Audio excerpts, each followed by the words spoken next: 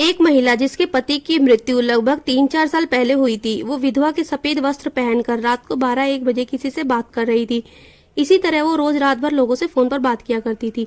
एक दिन वो फोन पर वीडियो कॉल पर बात करते समय अपने सफेद वस्त्र उतारकर लाल साड़ी पहनती है, सुहागन का श्रृंगार करती है और वो दोनों अपनी मस्ती में मगन हो जाते हैं। लेकिन उन्हें यह नहीं पता था कि यह सब कोई तीसरा व्यक्ति भी देख रहा है। आज की ये सच्ची घटना है यूपी की। यूपी के एक जिला पड़ता है गोंडा। गोंडा क्षेत्र में एक बिसिया चैन नाम का गांव पड़ता है। उस गांव में एक मनोज नाम का व्यक्ति रहता है। उसकी शादी अंजलि नाम की लड़की से होती है। दोनों शादी के बाद बहुत खुश रहते हैं। मनोज का भरा पूरा परिवार होता है। मनोज के 3 और भाई होते हैं जो मनोज से छोटे होते हैं और मनोज उनमें सबसे बड़ा होता है। मनोज के माता पिता अंजलि से बहुत प्यार करने लगते हैं। ये सभी एक साथ हमेशा खुश रहते थे। समय धीरे धीरे बीतता है। घर में छोटे मोटे मनमुटाव होने लगते हैं। फिर ये मनमुटाव झगड़े में बदल जाते हैं। फिर मनोज और उसके भाई सभी अलग अलग हो जाते हैं। लेकिन फिर भी मनोज और उसकी पत्नी के बीच में झगड़े कम नहीं होते। और एक दिन अंजलि रोती रोती पुलिस स्टेशन जाती है और जाके थाने में थानेदार को कहती है कि मेरे पति का मर्डर हो गया है, और जोर जोर से चिल्ला के रोने लगती है। थानेदार उसको चुप करवाता है और पूछता है आखिर पूरी बात क्या है, पहले ये तो बताओ, आखिर तुम्हारे पति का मर्डर किया किसने और हुआ कैसे। तब अंजलि बताती है कि मेरे 3 देवर हैं, अमित, मुकेश और गोलू। इन तीनों और मेरे ससुर ने मिलकर मेरे पति को मारा है। तब थानेदार कहता है कि आखिर ये तीनों अपने ही भाई को और तुम्हारे ससुर अपने ही बेटे को क्यों मारेंगे।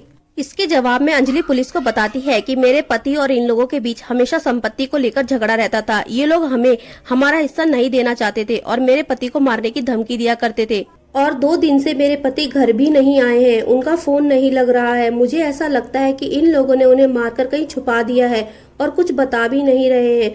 आप पता लगाइए कि मेरे पति के साथ आखिर हुआ क्या है। अंजलि की बातें सुनने के बाद पुलिस अंजलि के ससुराल पहुंचती है और उसके देवरों और ससुर को हिरासत में ले लेती है। इन लोगों के खिलाफ मर्डर के आरोप में FIR दर्ज की जाती है।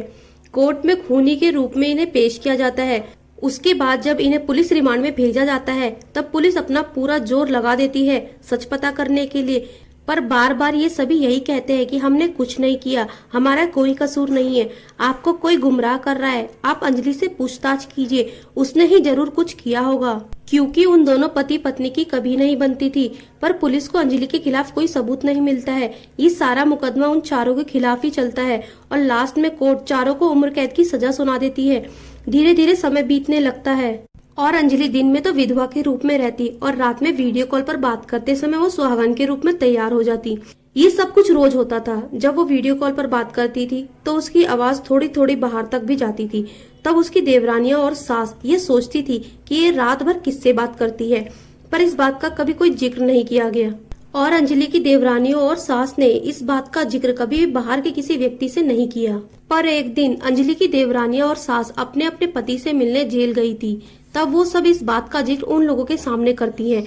तब अंजलि के ससुर को शक होता है, एक तो हमारा बेटा लापता है जिसकी मौत का इल्जाम लगवाकर उसने हमें जेल में बंद करवा रखा है, हमारा घर परिवार बर्बाद कर दिया है। इतना सब कुछ होने के बाद भी वो रात भर किससे बात करती है, जरूर दाल में कुछ काला है। उसके बाद ये सब मिलकर ये सारी बात SP विनीत जायसवाल तक पहुंचाते हैं और उनसे विनती करते हैं कि कृपया पूरी बात का पता लगाएं कि आखिर पूरा मामला है क्या। इसके बाद SP विनीत जायसवाल अंजलि के ऊपर नजर रखने के लिए पुलिस कांस्टेबल तैनात कर देते हैं और उसके मोबाइल की कॉल डिटेल निकलवाने के लिए कहते हैं। और उसी रात जब अंजलि वही सब कर रही थी जो वो हर रोज किया करती थी, तब उसकी एक देवरानी उसके कमरे में झांक कर देखती है कि आखिर वो है कौन। लेकिन वो उसका चेहरा नहीं देख पाती, पर वो ये देखकर हैरान रह जाती है कि अंजलि केवल बातें नहीं करती, वो लाल साड़ी पहनकर सुहागन का श्रृंगार करती है। ये सब देखकर वो हैरान रह जाती है और सारी बातें अपनी सास और देवरानी जेठानी को बता देती है। उसके अगले दिन सुबह सुबह ये सब मिलकर वापस पुलिस स्टेशन जाते हैं और दोबारा से SP को सारी बात बताते हैं, वो सुहागन वाली भी। SP साहब तुरंत अंजलि की कॉल डिटेल निकलवाने के लिए कहते हैं और उस आदमी का पता लगाने लग जाते हैं कि वो कौन है। जिस नंबर पर अंजलि रोज रात को बात किया करती थी वो गुजरात का निकलता है। पुलिस गुजरात पहुंचती है। गुजरात के कच्छ में जाकर वो आदमी मिलता है और पुलिस जब उस व्यक्ति का चेहरा देखती है तो हैरान रह जाती है, क्योंकि ये और कोई नहीं बल्कि मनोज था। वो मनोज जिसकी मौत के इल्जाम में उसके भाई और बाप जेल की सजा काट रहे थे। जब पुलिस मनोज को लेकर बिसिया चैन गांव पहुंचती है तो सारे गांव वाले हैरान रह जाते हैं। सभी लोग बातें करने लगते हैं कि आखिर इसने ऐसा क्यों किया। पुलिस अंजलि को भी हिरासत में ले लेती है और दोनों से सख्ती के साथ पूछताछ करती है। तब जाकर वो दोनों सारी बात बताते हैं कि ये सारा प्लान उन्होंने अपने परिवार वालों से बदला लेने के लिए बनाया था, क्योंकि मनोज अपने भाइयों को पसंद नहीं करता था और सारी संपत्ति खुद लेना चाहता था, पर उसके पिता इस बात के लिए राजी नहीं थे। लेकिन इस सब की प्लानिंग में वो दोनों यह भूल गए कि कब तक मनोज घर से दूर रहता। कभी तो मनोज अपनी पत्नी से मिलता, घर नहीं तो बाहर, तब भी तो लोगों को पता चलता। लेकिन कहते हैं ना कि लालच लोगों को अंधा कर देता है। इस लालच ने और बदले की भावना ने एक भरे पूरे परिवार को बर्बाद करके रख दिया। तो आज के लिए विदा लेती हूँ, मिलती हूँ अगली बार अगली कहानी के साथ। जब तक के लिए आप अपना ख्याल रखना और सुरक्षित रहना। जय हिंद, जय भारत।